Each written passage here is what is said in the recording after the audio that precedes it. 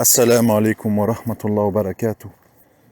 Paix sur ceux qui suivent la guidée, paix et bénédiction sur le prophète sallallahu alayhi wa sallam, sur ses compagnons, ses amis, sa famille, ainsi que sur tous ceux qui le suivront de bonne foi jusqu'au jour du jugement. Aujourd'hui, je voudrais parler de ce fameux débat. Faut-il préférer la solitude ou la fréquentation des gens? Alors, comme vous le savez, je ne vais pas revenir là-dessus. C'est pas mon cheval de bataille. Il y a des hadiths qui vont dans les deux sens. Il y a des livres qui disent un peu ci, un peu ça, etc. Mais on est un peu loin des cas pratiques de notre époque qui est très spécifique.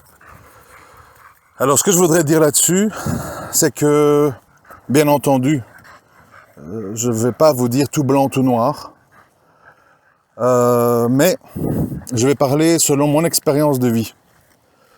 Je rappelle, j'ai 46 ans, j'ai vécu dans plein de pays, j'ai vécu dans plein de situations, internat, j'étais enfant unique. Donc je connais bien les deux situations, être mélangé à des gens, comme quand j'étais à l'internat ou par la suite ma vie de famille. Et je sais c'est quoi la solitude quand j'étais fils unique, donc seul dans ma chambre, etc. On va dire de 8 à 14 ans, plus ou moins. Et puis par après, les 2 ans de prison, etc. Donc à de multiples reprises, j'ai pu tester la vie, la solitude et la vie avec d'autres êtres humains. Alors, je suis convaincu que l'être humain est un être social. C'est-à-dire qu'on a besoin de communiquer, on a besoin d'échanger, on a besoin de compagnie, pour plein de raisons.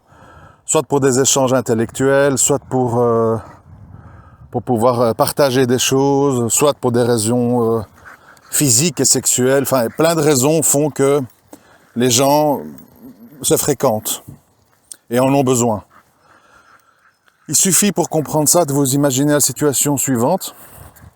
Vous vous réveillez un matin, là où vous êtes, et vous marchez. Vous êtes dans votre appartement, puis vous sortez, et partout où vous allez, dans les magasins, dans les bus à l'arrêt et tout, il n'y a personne. Personne. Tout le monde a disparu, vous êtes seul. Ben, réfléchissez à ce scénario, et vous allez voir qu'à un moment donné, vous allez être pris d'un certain stress, d'un certain... une angoisse. Parce que l'être humain, voilà... il a ce besoin de la compagnie. On sommes des êtres sociables. Ceci étant dit, nous sommes nombreux, pour diverses raisons, de parfois souffrir de la compagnie des autres. Parce que le problème, c'est que il y a une différence entre fréquenter les gens, les croiser, etc., et convivre. Convivre, ça veut dire des colocataires, mari et femme, un enfant chez ses parents, frères et sœurs. Convivre veut dire se supporter tous les jours, montrer ou subir le mauvais côté que nous avons ou que l'autre a, et ça au quotidien. C'est tout à fait une autre affaire que croiser quelqu'un au boulot, ça va, t'as passé un bon week-end, etc., etc.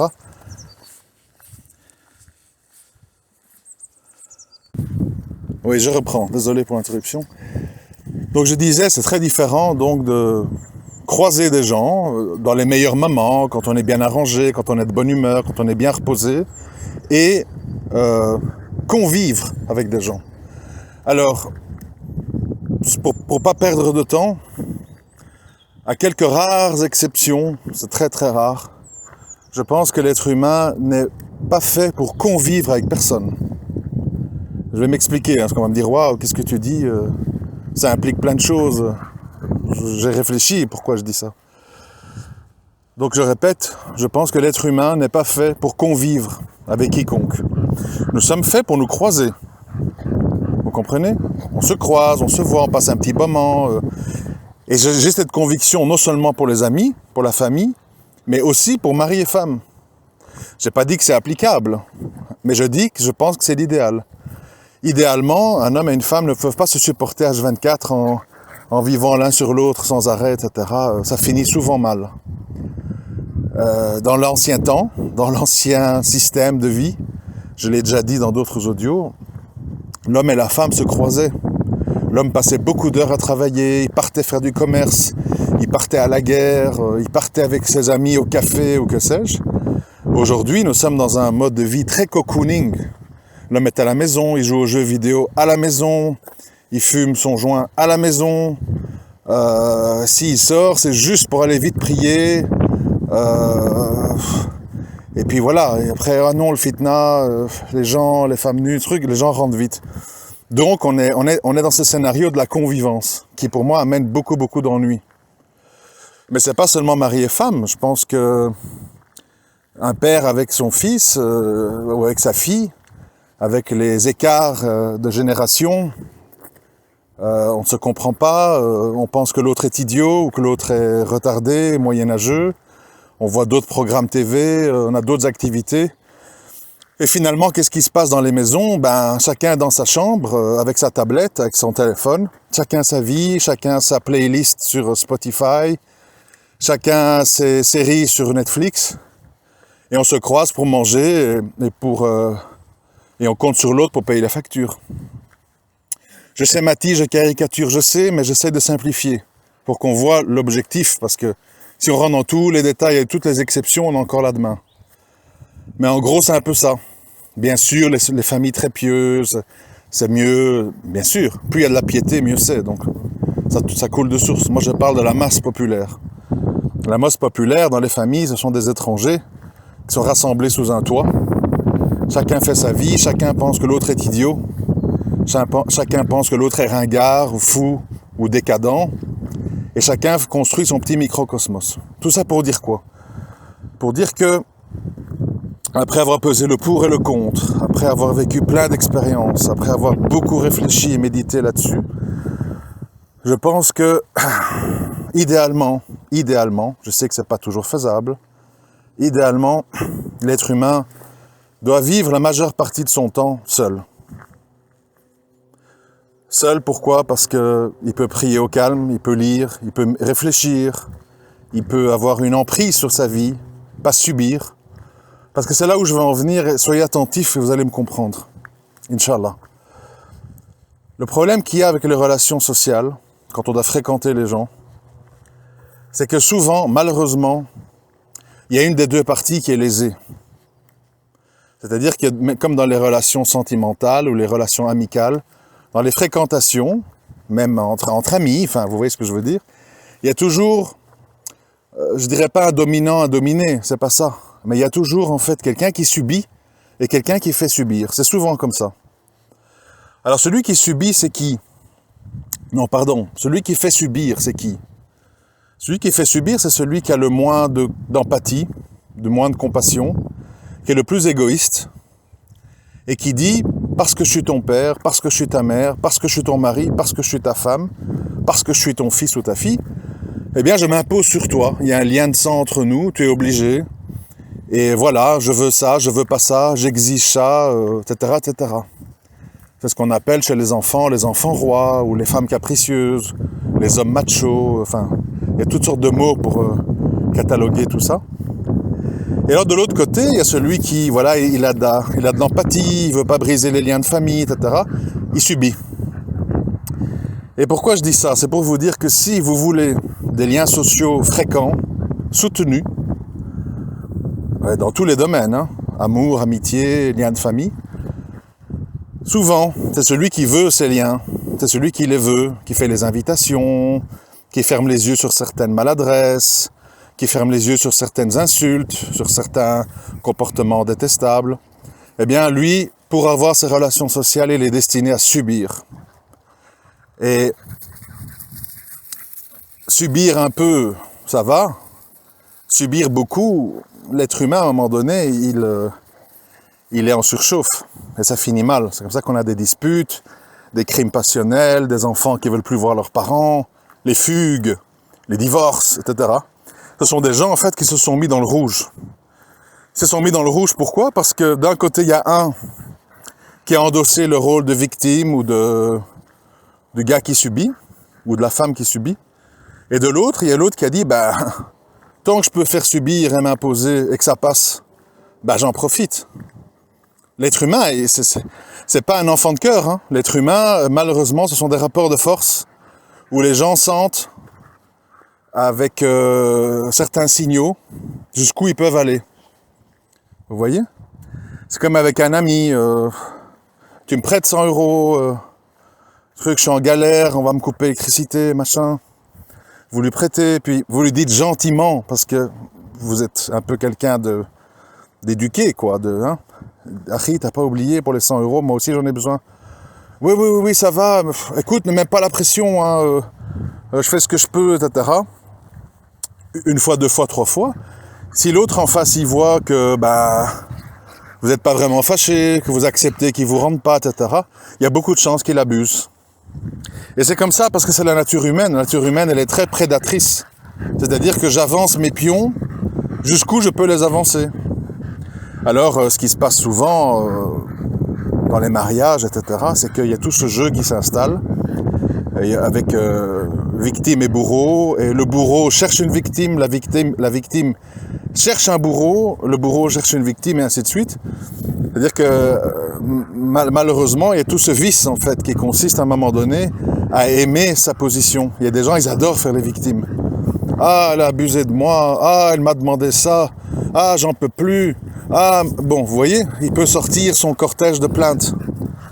Et quand on lui propose une sœur, par exemple, hein, soumise, gentille, etc., ouais, bof, elle est un peu trop lisse, elle est un peu trop, je sais pas, vous voyez?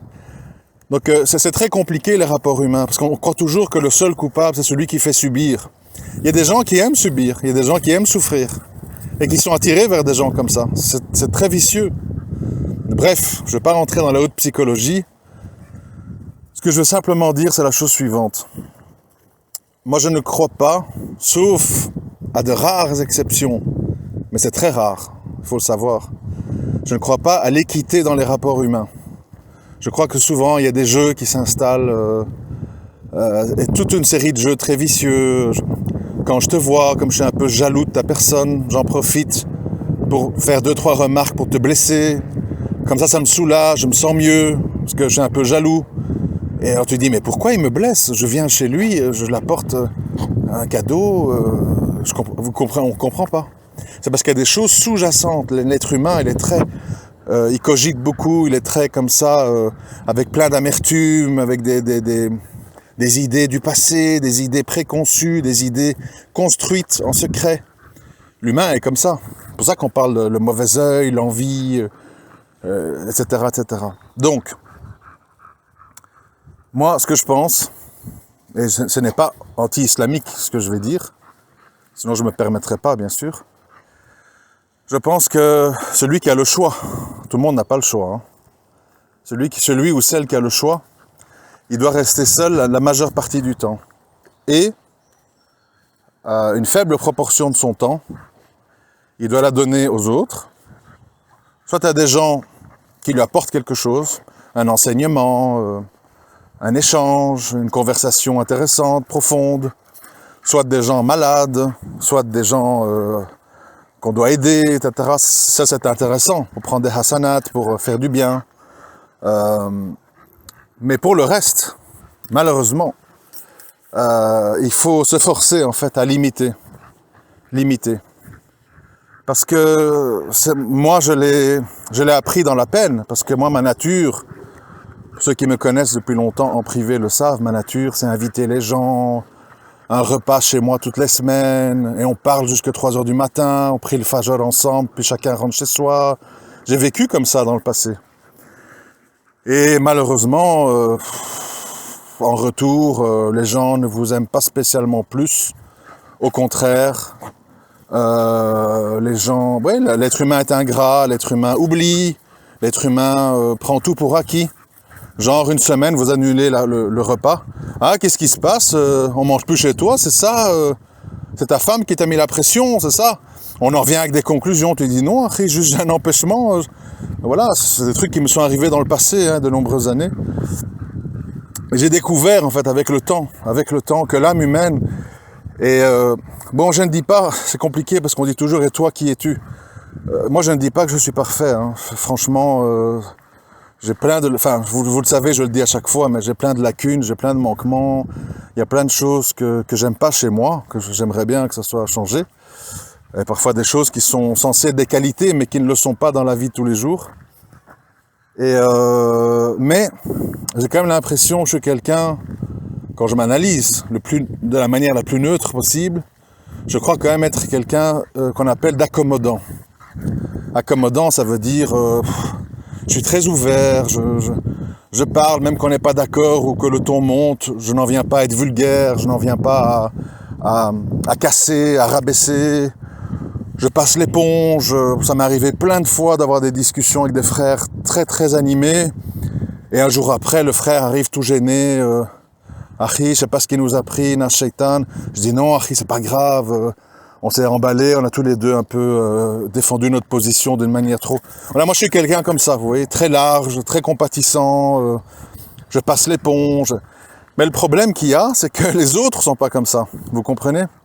Et comme les autres sont pas comme ça, quand vous faites ça, eh bien les autres, ils voient ça comme un signe de faiblesse. Ah, on peut l'insulter. Ah, si on lève la voix, il va pardonner. Ah, c'est lui qui invite, pas besoin de l'inviter. De toute façon, voilà, il ne demande jamais à venir chez moi, donc autant que j'aille chez lui. Etc., etc. L'humain fonctionne comme ça. En général, en général. Ou bien il cherche à abuser. Ah, je veux bien venir, mais... faut venir me chercher à la gare, faut me ramener chez moi. En gros, je veux bien venir te voir, mais tu fais tous les efforts, quoi, vous comprenez? Et bon, je pourrais multiplier les exemples à l'infini. Parce que bon, quand on a vécu 46 ans, vous pensez bien qu'on a vécu plein de situations. Après, il y a des petits moments de rayons de soleil, des gens qui ont cette même nature. Donc des gens un peu ouverts, compatissants, pardonneurs, large, avec de la culture générale, avec un esprit qui n'est pas étriqué, avec une certaine forme de tolérance intelligente, bien sûr. Mais il n'y en a pas beaucoup. Vraiment, je vous le dis, il n'y en a pas beaucoup, il faut le savoir. Chez les musulmans ou chez les non-musulmans, peu importe. Les gens sont souvent calculateurs, petits, revanchards, amers, enfin, tous ces caractéristiques-là. Et donc, sachant ça, on va me dire c'est très négatif, non? Non, parce que je vous assure que pour peu que vous ayez un peu de relations sociales, c'est très gratifiant la solitude. Si c'est entrecoupé d'un peu de relations humaines, ça passe. J'ai pas dit qu'il faut être complètement coupé de tout. Ça c'est pour les gens très très très pieux qui arrivent à vraiment à n'avoir besoin de rien ni de personne. Mais je parle pour vous et moi, en fait, musulmans ordinaires. L'idéal, je répète, si on peut, c'est d'essayer d'avoir beaucoup de temps pour soi, mais du temps pour soi, pas pour faire des bêtises, du temps pour soi, pour apprendre, pour partager, pour avoir comment dirais-je, des discussions intéressantes, pour visiter des malades, bon, voilà, avoir du temps pour faire du bien, en fait. Et comment je vais dire, et le reste du temps, beaucoup en fait prendre soin de son âme, parce que nos âmes sont rebelles, nos âmes sont impatientes, nos âmes sont vite émotionnellement touchées. Si on n'en prend pas soin, malheureusement, on dérive avec le reste de l'humanité. Et on devient, comme on voit maintenant un peu dans Twitter et ailleurs, des gens qui s'insultent, des gens qui savent plus dialoguer en fait, parce que l'âme est fatiguée. L'âme humaine n'est pas faite pour endurer des rapports humains pénibles, qui sont incessants. Et c'est une des raisons des divorces. Beaucoup de gens disent pourquoi il y a tellement de divorces. Il y a tellement de divorces parce que, je répète, c'est l'époque moderne qui fait qu'on vit comme ça l'un sur l'autre. Avant, les gens regardaient un peu les récits des anciens, quoi. Les gens partaient dans des assises, les gens partaient étudier ou partaient à la recherche de hadiths, les gens étaient commerçants, ils allaient de Damas à Mecca, etc. Ils avaient plus qu'une épouse, donc voilà, fatalement, l'homme n'était pas souvent là. Et donc, on minimisait le risque de dispute. Aujourd'hui, c'est très difficile. Parce que le mari devient une sorte de frère, petit frère parfois, ou grand frère. Il devient un peu un père avec les enfants. Et puis il est aussi un amant, dans les moments où on a des besoins physiques. Il est un colocataire, c'est plein de choses.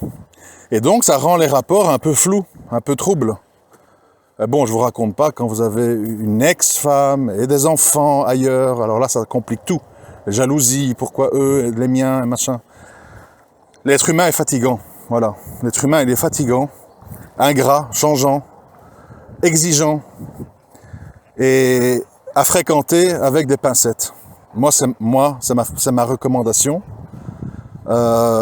J'étais très humain avant, beaucoup de rapports humains, et mariage, et réessayer, et un autre mariage, et encore. Et à la fin, tu comprends que c'est l'humain qui est comme ça. C'est pas Madame X ou Madame Y, ou le frère X ou le frère Y, c'est l'humain. L'humain, il est le même, mais avec des petites variations. Qui est un peu moins égoïste, qui est un peu plus souriant, qui est un peu plus accommodant, mais le fond est le même. Le fond, c'est les rapports, je subis, tu subis, je domine, tu domines, j'exagère, j'abuse. Si tu te laisses faire, t'es faible, donc je continue, etc., etc. Donc il faut jouer des jeux, il faut devenir quelqu'un qu'on n'est pas, il faut commencer à gueuler, il faut commencer à frapper. C'est fatigant, je vous jure, c'est fatigant. C'est pour ça que j'ai dit, je l'ai dit même récemment, j'avais une convocation de police, j'ai dit, oui, l'enfermement en prison, certes, tu n'as pas internet, tu n'es pas libre de tes mouvements, tu es un petit peu désinformé, etc. Mais tu as beaucoup de temps sans parasitage du monde extérieur. Ça, c'est une réalité. Donc il y a du pour aussi, hein. Il y a du pour. Pour peu que tu sois incarcéré dans des bonnes conditions, tout n'est pas négatif. Et donc voilà, je voulais un petit peu partager ça avec vous parce que je vois que c'est un sujet de grande discussion. Il faut fréquenter les gens, même s'il y a un mal. Le musulman qui fréquente les gens mauvais est meilleur que celui qui les évite. Toujours je dis, les conseilleurs, c'est pas les payeurs. Hein. Les gens qui disent ça et après il y a un crime passionnel, ils sont plus là. Hein. Ciao, j'ai rien dit, pardon. Non, moi j'ai dit, il faut pas présumer de ses forces. Il faut fréquenter les gens, il faut fréquenter tout le monde, il faut discuter avec tout le monde, gentiment, poliment, etc. Mais il faut les mettre de la marge, des barrières. Sinon les gens pénètrent ta vie, te jugent, t'humilient, t'abusent, tout. Et à ce moment-là, il ne faut pas se plaindre d'être une victime. Parce que ça, c'est inévitable. Certains humains, s'ils voient qu'ils peuvent croquer, ils croquent, c'est tout. C'est un peu, voilà, souvent je fais des parallèles parce que j'apprends énormément des chiens. C'est un sujet d'observation pour moi. Un chien, c'est simple. Il vit comme tu l'habitues à le vivre. C'est-à-dire, si tu l'habitues à une niche dehors, eh ben, il vit à la niche dehors, même avec une chaîne, etc. Si tu l'habitues à une cage à l'intérieur, il s'habitue à la cage à l'intérieur. Si tu l'habitues à faire ce qu'il veut, ben, il terminera qu'il va prendre des biscuits dans ton armoire, il va se coucher sur le canapé, et la nuit, il va grogner sur ton mari s'il rentre dans le lit, parce qu'il veut toute la place.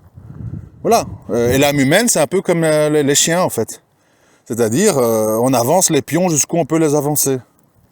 Alors, à la limite, il vaut mieux être un petit peu critiqué ou mal aimé, plutôt qu'abuser. Abuser de votre temps, abuser de votre gentillesse, abuser de votre tolérance, abuser de votre argent. À un moment donné, il faut fixer des limites. C'est pas de l'égoïsme, c'est pas de la méchanceté, c'est de la préservation. Bon, j'espère que je serai pas mal compris.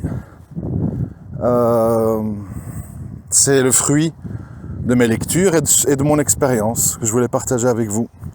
À très bientôt, Inch'Allah. Assalamu alaikum wa rahmatullahi wa barakatuh.